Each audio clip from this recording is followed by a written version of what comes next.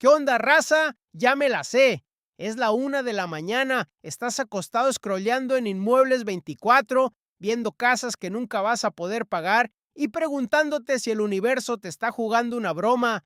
Ves una casa decente de 4 habitaciones listada por $500,000 y piensas, ¿qué tan difícil puede ser?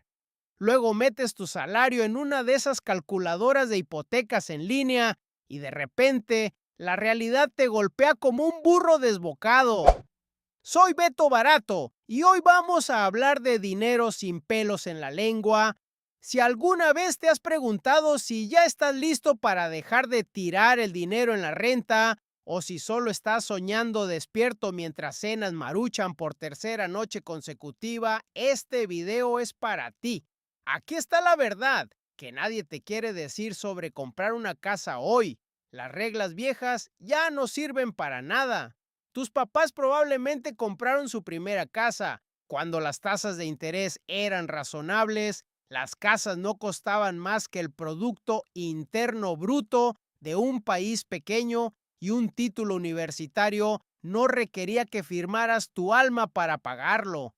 Esos días se acabaron, compa. Vivimos en una realidad financiera completamente distinta y si sigues usando las reglas del pasado para saber para qué te alcanza, te estás preparando para una gran decepción o peor, para un verdadero desastre financiero. La mayoría de la raza cree que saber para cuánto les alcanza es matemáticas de primaria. Tomas tu ingreso, lo multiplicas por algún número mágico que viste en internet y ¡pum! Ahí está tu presupuesto. Pero hacer eso es como intentar salir de un laberinto con los ojos vendados. El enfoque tradicional siempre se ha centrado en la famosa regla del 28%. Esta brillante pieza de sabiduría financiera dice que no debes gastar más del 28% de tu ingreso bruto en costos de vivienda. Suena razonable, ¿verdad? Pues aquí está el problema. Esta regla se inventó cuando la gente usaba pantalones acampanados y creía que el internet era solo una moda pasajera. No toma en cuenta que absolutamente todo se ha vuelto exponencialmente más caro mientras los salarios están estancados. Cuando inventaron esta regla, la raza no tenía pagos de coche de $400, recibos de celular de $200 y préstamos estudiantiles que parecen la deuda nacional de un país pequeño.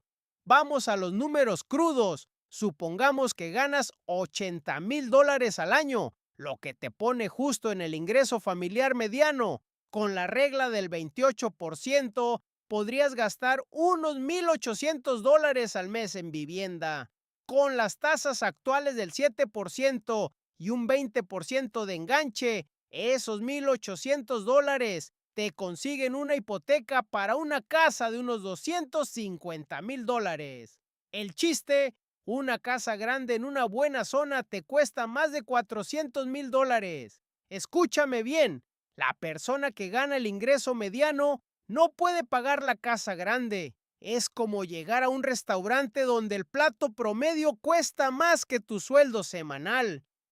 Hablemos de lo que realmente cuesta la vivienda hoy. Cuando rentas, tu pago mensual es exactamente eso, tu pago mensual. Es hermoso y simple. Haces un cheque, vives ahí, y si algo se rompe, le llamas a tu casero y haces que sea su problema. Pero cuando compras una casa, agárrate, compa, porque ahí es cuando la diversión de verdad comienza. Tu pago de la hipoteca es solo el aperitivo en el carísimo banquete de ser propietario. Tienes los impuestos a la propiedad y que suben cada año como si intentaran ganar un premio a la creatividad. Tienes el seguro de la casa porque aparentemente todo es un riesgo catastrófico hoy en día. Y ni hablemos de la regla del 1% para mantenimiento y reparaciones. Esa regla dice que gastarás el 1% del valor de tu casa al año arreglando cualquier cosa que se rompa.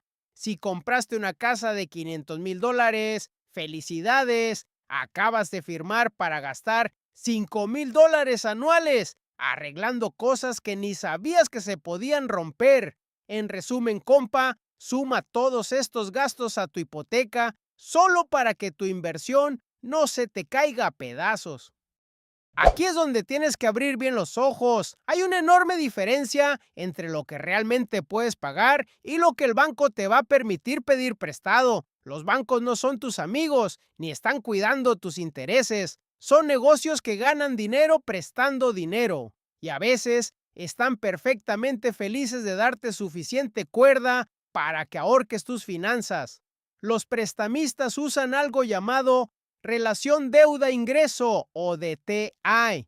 Muchos prestamistas aprobarán que el total de tus pagos de deuda mensuales, incluyendo tu nueva hipoteca, llegue hasta el 45% de tu ingreso bruto.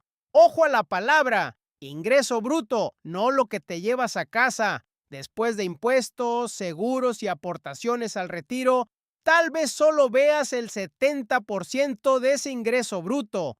Te lo explico en cristiano. Supongamos que ganas $3,000 al mes antes de impuestos. El banco te aprueba el préstamo con pagos de $1,000 al mes. Suena manejable hasta que te das cuenta de que lo que realmente te depositan son $1,500 mensuales. De repente, esos $1,000 en deudas se tragan más del 60% de tu dinero real. Al mes te quedas con miserables $500 para comida, gasolina, internet y todo lo demás que hace que la vida valga la pena. Espero que te guste la sopa instantánea, compa, porque te vas a hacer muy amigo de ella. Ahora, la pieza que le rompe los sueños a todos, el enganche. Los prestamistas prefieren un enganche del 20%, lo que te da mejores tasas y te salva del seguro hipotecario privado, PMI. Pero el 20% de una casa de $500,000 son $100,000. Esa es más lana de la que la mayoría de la raza ve en su cuenta de banco junta en toda su vida. Ahorrar $100,000 mientras pagas renta, préstamos estudiantiles y tratas de tener una vida social es como intentar llenar una tina de baño con una cucharita de café mientras alguien más le quitó el tapón. Aquí es donde la gente se pone creativa. Y en bienes raíces, creatividad casi siempre significa terrible idea. Puedes dar solo un 3% de enganche en algunos préstamos. Suena genial, ¿no? Hasta que te das cuenta de que estás hundido bajo el agua y debes más de lo que vale la casa en el momento exacto en que firmas los papeles y metes tus muebles. Es como comprar un coche que se deprecia al salir de la agencia, pero este cuesta $500,000 y no lo puedes devolver. Y no te olvides de los costos de cierre. Corren entre el 2% y el 5% del precio de la casa. En nuestra casa de $500,000 son otros $10,000 a $25,000 en tarifas. Es básicamente un cover que te cobran en la puerta por el privilegio de echarte encima una montaña de deudas. Vamos a hablar del elefante en la habitación que nadie quiere ver. En la mayoría de los mercados gringos hoy en día es más barato rentar que comprar. Esto va contra todo lo que nos enseñaron sobre el gran sueño americano y la construcción de patrimonio, pero las matemáticas no mienten. Cuando puedes rentar una casa por $2,000 al mes o comprar esa misma casa por $3,000 al mes, ya sumando impuestos, seguros y mantenimiento, rentar empieza a ser la opción financieramente responsable. Y ese argumento que todo el mundo ama repetir sobre ganar capital o equity es mucho más engañoso de lo que parece. Durante los primeros años de tu hipoteca a 30 años, la mayoría de tu pago se va a puros intereses, no al capital. Estás pagando unos cuantos dólares a la deuda real, mientras lo demás es ganancia del banco. Esto se contrarresta con todos los gastos adicionales que un inquilino no tiene. Súmale a esto el costo de oportunidad. Esos $100,000 del enganche podrían estar invertidos en la bolsa de valores, donde históricamente podrían ganar entre un 7% y un 10% anual. El consejo de los expertos de escritorio es la regla del 3-30-30. Dicen que no debes comprar una casa que cueste más de 3 veces tu ingreso anual, debes tener el 30% del valor ahorrado en efectivo y tus pagos no deben pasar el 30% de tu ingreso bruto.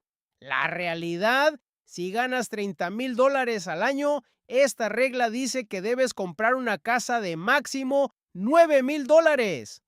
Buena suerte encontrando ese unicornio en el mercado de hoy, compa. Tienes mejores probabilidades de encontrar lugar para estacionarte en el centro comercial un fin de semana de Black Friday. La cruda verdad es que la mayoría termina estirando las reglas como ligas viejas. Algunas personas ganan $100,000, que son como $70,000 libres, y destinan el 50% a la casa. Terminan pagando $5,000 mensuales entre hipoteca, impuestos y mantenimiento. Al final, con $5,800 libres al mes y $5,000 en la casa, les quedan $800 para tragar, moverse, divertirse y pretender que tienen vida. Ahí lo tienes, compa, la verdad brutal de para qué te alcanza realmente contra las fantasías que te pinta la calculadora del banco.